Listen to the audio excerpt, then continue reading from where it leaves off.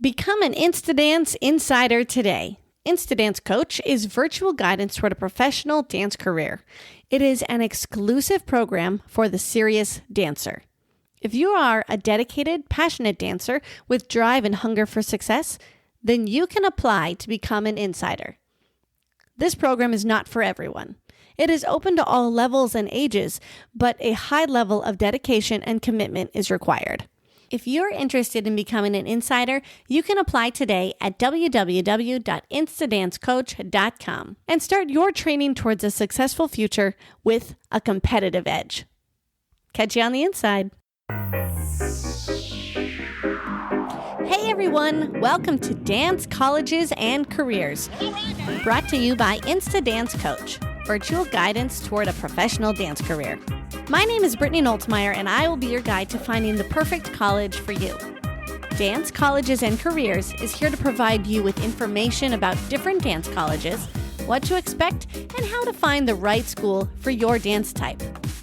Go to www.instadancecoach.com and click on the podcast tab to submit any additional questions. Follow me on social media at InstaDanceCoach, INSTADANCE Coach. Let's hit it. On today's episode, we have an amazing guest with us, Mr. Christopher Dolder with SMU, Southern Methodist University. Christopher is the Associate Professor and Chair of Dance at Meadows School of the Arts. Thank you for joining us, Christopher. Hi, how are you doing? Oh, a little on the busy side. We're in the middle of doing a ballet candidate search while we're delivering all of our classes, while we're, trying to matriculate the class of 2024. So I'm on Zoom a lot. Yes, I bet you are. I don't envy that. Yeah. So you got to do what you got to do. And we've got 15 deposit paid so far for a class of 2024. So I'm okay with that. All right. That's really good. We have a record 3 presidential scholars, 3 presidential dance scholars. It's unheard of. Wow. How do they get a presidential? Yeah, we have one from last year. So we will have these 3 accepted. So we will have 4 president scholars in our dance division. Wow. Yeah, rock stars. How does one receive a presidential dance scholarship? Big time. It's a tough deal. These are seriously wunderkind. People are automatically put into the pool who have SATs that are 1,500 and above, ACTs 33 and above, GPA. There's a whole bunch of triggers, and you're automatically put into that pool. 300 that are in that pool, and then they're divided amongst maybe 16 faculty across campus that then vet their files and then drop it down to about 60 or so that are interviewed. Wow. And then of the 60 interviewed, we probably give around maybe a total of 24 offers. And that means 4 years plus a semester abroad. So it's basically a $300,000. So, you're giving, upwards of $8 million a year. And these kids and they literally, some have patents, some have already started businesses. They all do, Eagle Scout, all sorts of, it's not just a smart kid. It's a very involved kid. So that's incredible. It's intense. It's the highest honor that SMU bestows upon incoming first years. That's incredible.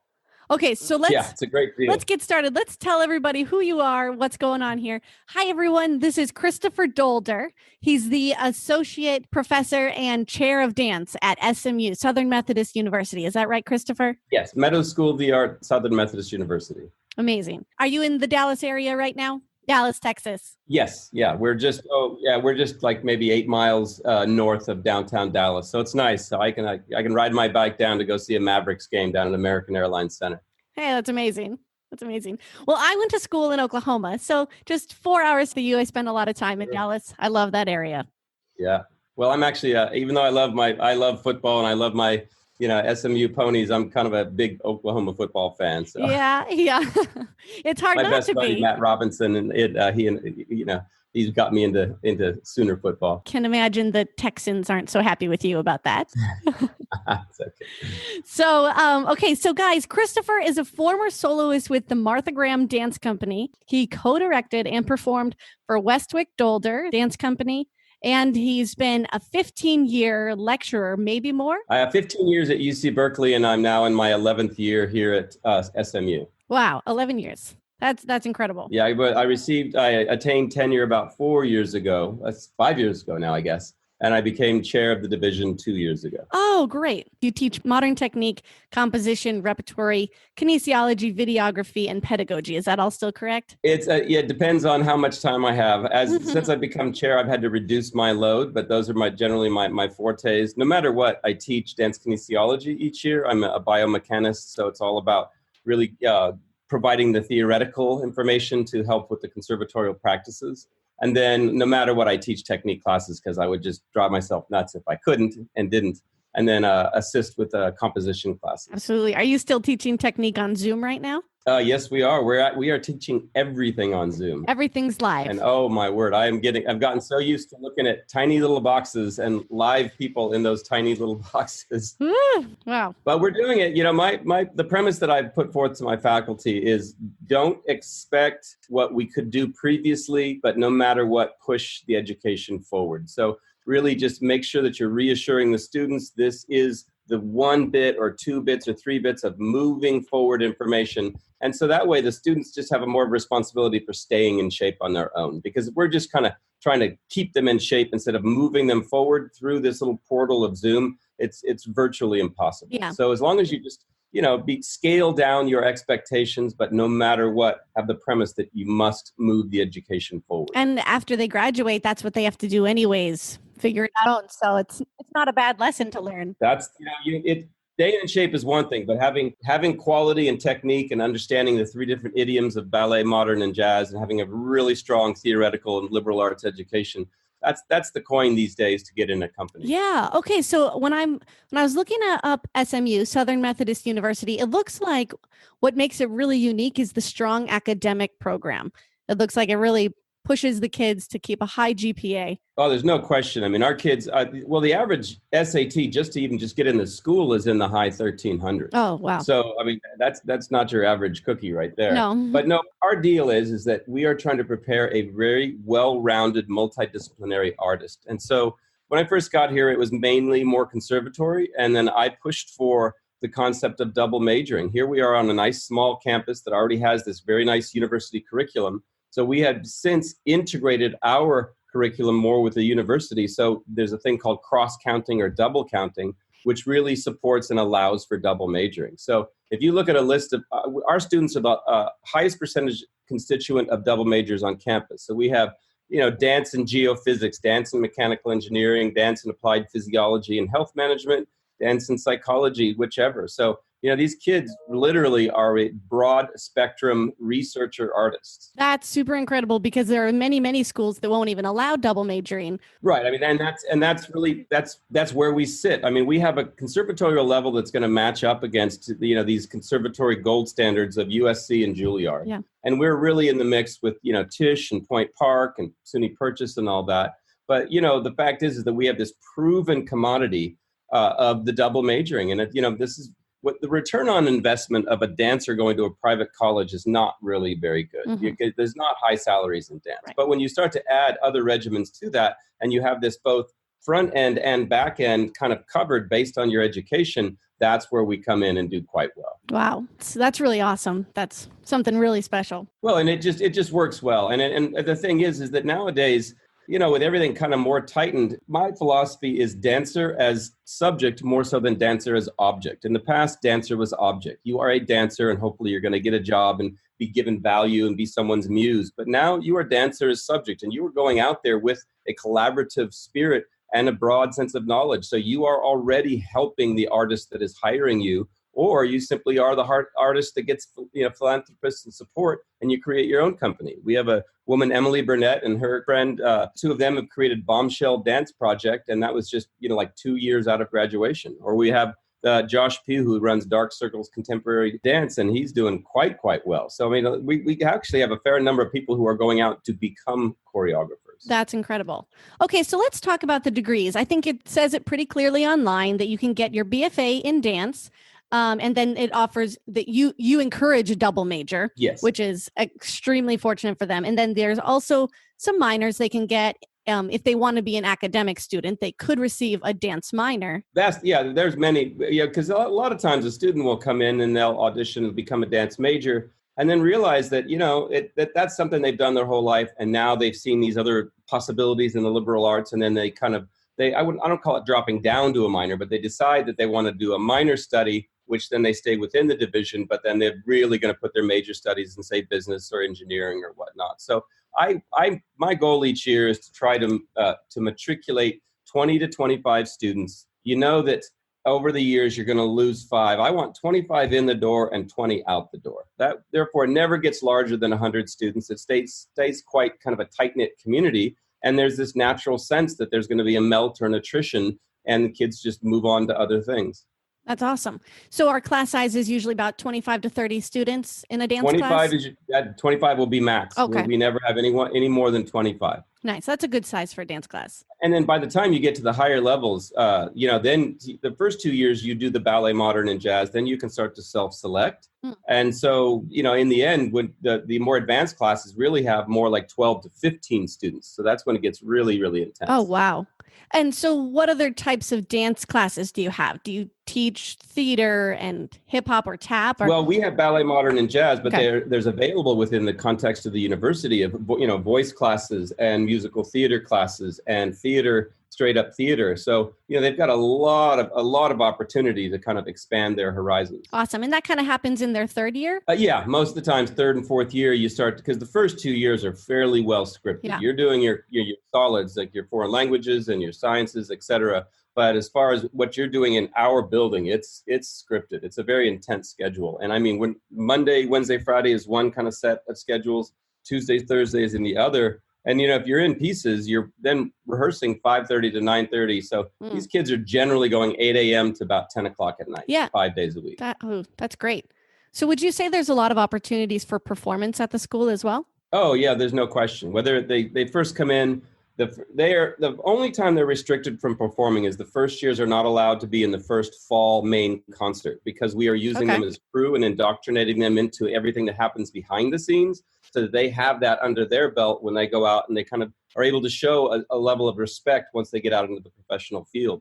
That's a good lesson to learn. They can still do what's called brown bag, which is an informal set of performances that we have out in this main lobby, and they can start choreographing second they get here. So they can do their brown bag performances in terms of a choreographer or as a performer all 4 years. And then after that first semester, then they can audition for anything. So we have our Hope show, named after Bob Hope, the famous actor. And that's a big main show. And I hire world-renowned choreographers to do a show in the fall and one in the spring. And then we finish out the year with what's called the Senior Dance Concert. Our final year of composition is called Senior Capstone. And that's where the students all bring in all of their various other interests, and they kind of incorporate them into a performance. And so every single student, whether they want to be a choreographer or not, are required to create a piece for the Senior Dance Concert.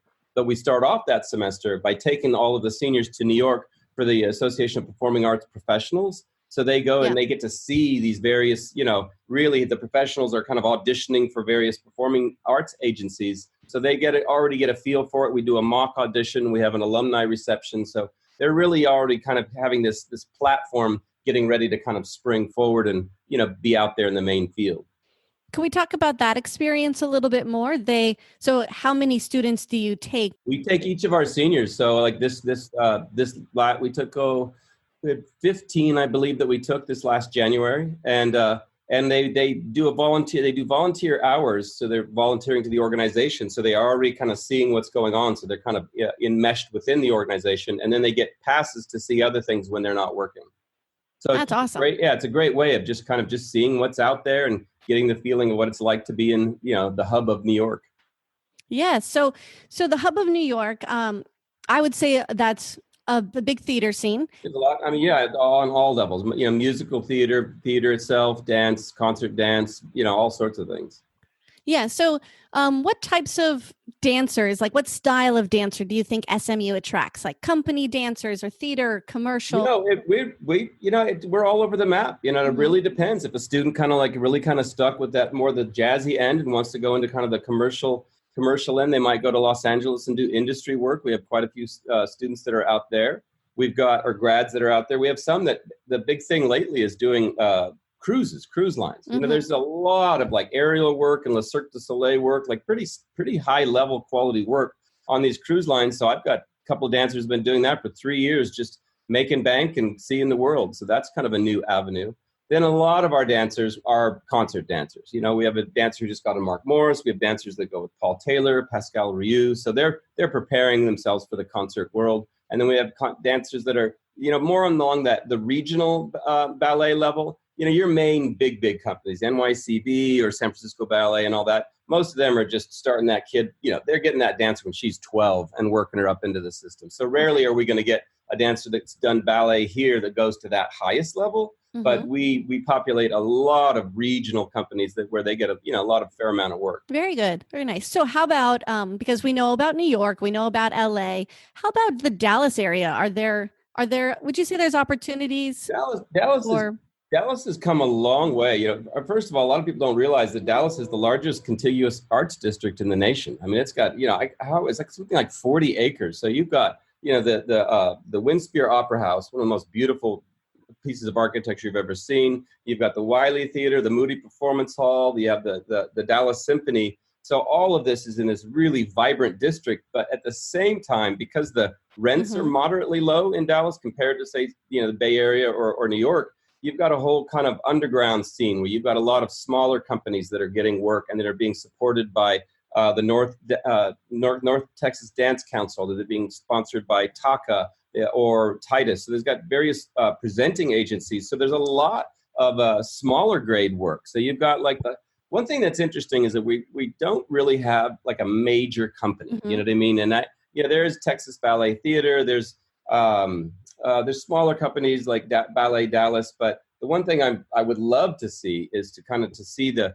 money go forth to see some very large either ballet or modern based company. There is Bruce Wood, and he's passed, but his company is still supported. He's got great philanthropy, and I would say that's the most known name. But I think Dallas is just primed for a kind of a major company. But absolutely, there's certainly the talent there. Right now, we have a lot of mid-range companies. Okay, very cool. If they get comfortable and like the area, there is opportunity for them to stay and build up that company that you want to see. Yeah, there's a lot of potential. There's a lot of potential here. And I'm telling you, it's just, you're not having to just do the dog eat dog, barely pay for space in either New York or the Bay Area. I mean, all three of my kids were born in Berkeley. I went there as an undergrad. I taught there 15 years. So I'm a Californian. And it's just unfortunately become degraded. I mean, the whole real estate debacle with all of the Silicon Valley has so distorted everything that it's made it almost impossible to be just kind of a middle road artist. And so, well, those artists have to go somewhere. So Dallas is a really interesting 21st century city. It's built well, it's expanded well, has great opportunities, and there's a very large amount of private money funding a public agenda. And it's kind of a unknown secret. I mean, I would never have thought at this point in my life I'd be in Dallas, Texas. Yeah. But I mean, I'd probably be here. I'm gonna probably play this one out for another 10 years and retire out of SMU, because I'm more supported here as a multidisciplinary artist than I was at an institution such as Berkeley, which to a certain degree almost insularizes you, or it makes it more siloed. Whereas here it's small enough campus, you can do these multidisciplinary projects. I work with mechanical engineering, I work with athletics, I work with applied physiology. So it's kind of like a kid in a candy store. Yeah, that's incredible. And a better quality of life. Yeah, an option for a better quality of life. Pretty good. I mean, I who would have known that all three of my kids were born in Berkeley, but all will have graduated from Highland Park High School. Oh, really? That's not your normal arc. If you know anything about Highland Park High School, it's a fairly affluent high school. That's awesome. Are they all still in high school, or have they continued into college? No, the eldest is a little bit of a wanderlust. He's trying to figure out what life is all about. He's done college for a bit, but not his thing. Okay. He's a tried and true Berkeleyite, so we'll see where he ends up. My daughter is with fashion media and journalism. She loves it. She's got a great social scene, got great friends. And then my youngest is a junior in high school. He's got one more year, and he's a straight A student. He's a viola and a wrestler. All right. He has the macro of wrestling and the micro of viola. So it's quite the mix. Yeah, absolutely. I played the cello. Oh, cello is one of my favorite instruments of all time. Me too. I tried to pick it back up again in college, like my senior year. Yeah. Like, I got your credit. I'll take cello lessons. Cello is the heart of the earth. It's just got it's just my favorite instrument. I love it. It's gorgeous. Okay. So moving to a different topic. Yeah. SMU, Southern Methodist University. Yes. As a Methodist school, how much does religion affect their education? And if a student isn't Methodist, should they still consider looking at SMU? It was originally Methodist in nature and in base and in the constituents, but it's not so anymore. Even though we have the Perkins School of Theology, there's really maybe only one person who represents, the Methodist Church that's on the board of trustees. Okay. It does, however, draw a fair number of students that are religious minded. Mm-hmm. When many of my students, when they're writing papers and just kind of confiding in me, there's quite a bit of talk of religion. So I think overall it still draws a religious constituency, but it's not something that's either exclusionary or really comes up a lot. But I do believe there's this underlying belief and faith in much of the populace of the school. Nice. And would you think that's because a lot of students come from the Dallas area, which is in the Bible Belt, or do they come from anywhere? No, I think it just has that reputation, whether they're coming from the Dallas area or they're coming from elsewhere and were maybe originally drawn by the moniker, by the name. Mm-hmm. And then just once they've done their research, they see that it kind of has clubs, et cetera, that are religious based. So I think it does have a bit of a, not a blatant reputation, but an underlying reputation of a school that has a constituency of faith. Okay. Good to know. Good to know.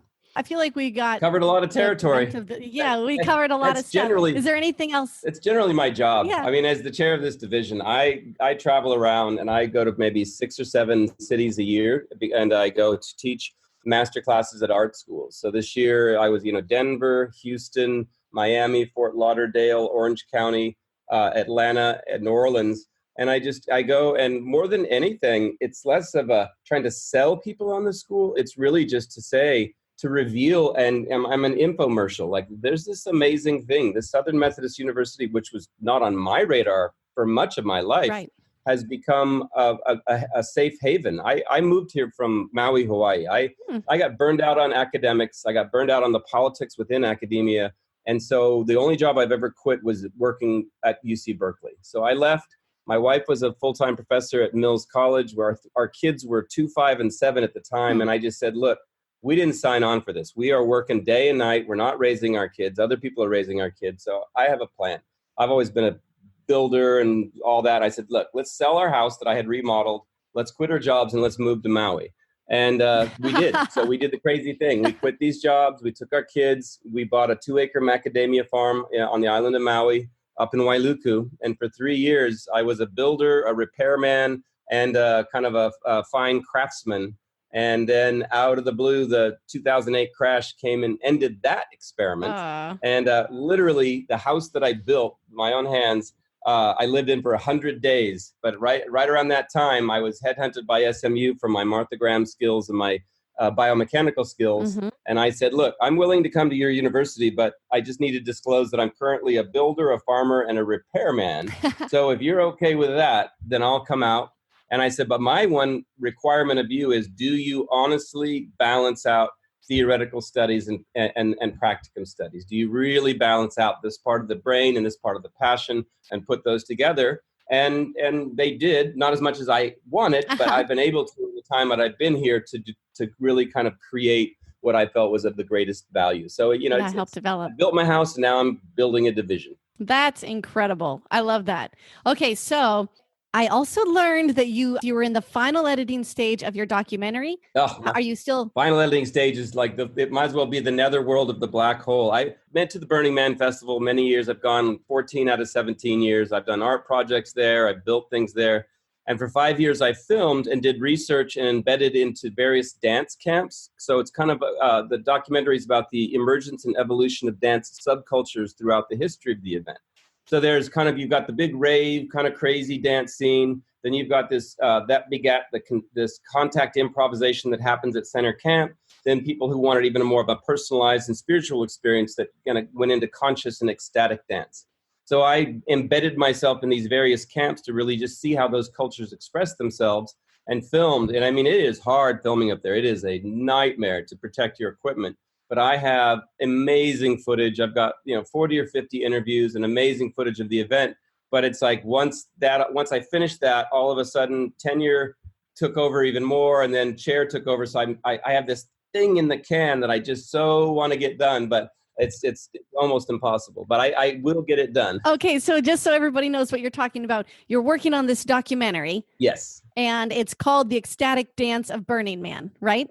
The Ecstatic Dance of Burning Man, Permission to Transcend, as the official title. All right. And one day it's going to be completed and finished and amazing. I am going to get that thing out there, and it'll be an historical document, but I think it'll still have a lot of very important context, because the basic bottom line to the whole documentary is that if we allow ourselves to evolve and we give ourselves permission to transcend, we either get stuck and we stay in our daily and we just go about our business and we kind of get through life, or we can actually become we can metamorphose, we can evolve, and we can become a better, I don't like to put a better person, we can become the person that we are meant to be. Mm-hmm. And I think that what that event does is allow people to really look more at themselves and say, this is who I am. I don't have to act. I don't have to be something else. I can be exactly who I am and be accepted in society. And to me, that's the metaphor of the permission to transcend. Wow.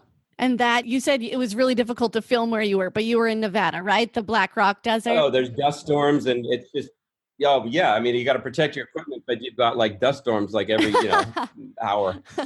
Oh, that's a challenge. So someday it'll be. I'll get that out there. Okay. Is there something else that? No. I mean, I've got just so many sides of my personality. The one end is getting the dance culture studies documentary completed. The other is I do research in physical data capture. So I've got the kind of the science end, and I'm using gravitational pressure sensing and infrared depth mapping.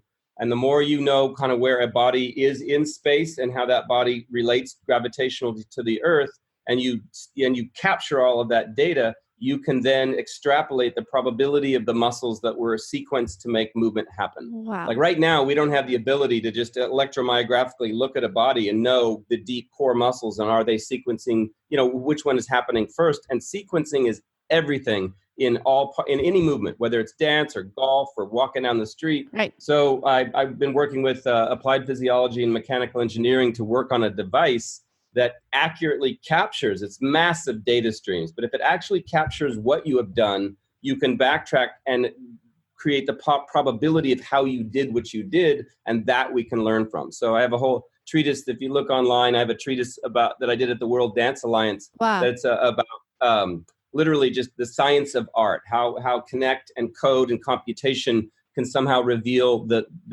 art that is based within the science. Wow. So if somebody wants to see that or learn more about you and the work you're doing, where can we find that information? I think if you Googled or searched Christopher Dolder, The Science of Art, okay, or World Dance Alliance, it'll probably trigger because it's digitally published. So Google Christopher Dolder, that's Dolder. What a career you've had and what a mind. It's so interesting. It's a fun world. Yeah. So take advantage of it. Yeah, absolutely. It's been such a pleasure getting to know you and learn about SMU. And likewise, I'm just so excited for the high school students to listen to this and be able to learn and get excited about your school. Tell them to email me. I have what's called an open door policy. Okay. People want to know. I will definitely respond. I mean, it's just one of those things where that's what I'm supposed to be doing. So I bring it on. Okay. Amazing. Email Christopher Dolder and he'll give you all the answers. Sounds good. Okay. Well, thank you, Brittany, for this. Thank you so much. All right, Brittany, it was a pleasure. You have a great day. You too. Thank you for listening to Dance Colleges and Careers, brought to you by Instadance Coach. This episode is edited by Brenna Murchie. Theme song is created by Matthew Claiborne at Flamingo Sound and Show. Thank you to my sponsors, the Chiropractic Center of Leesburg and Claremont, and Pure Hemp Labs. Catch you on the inside.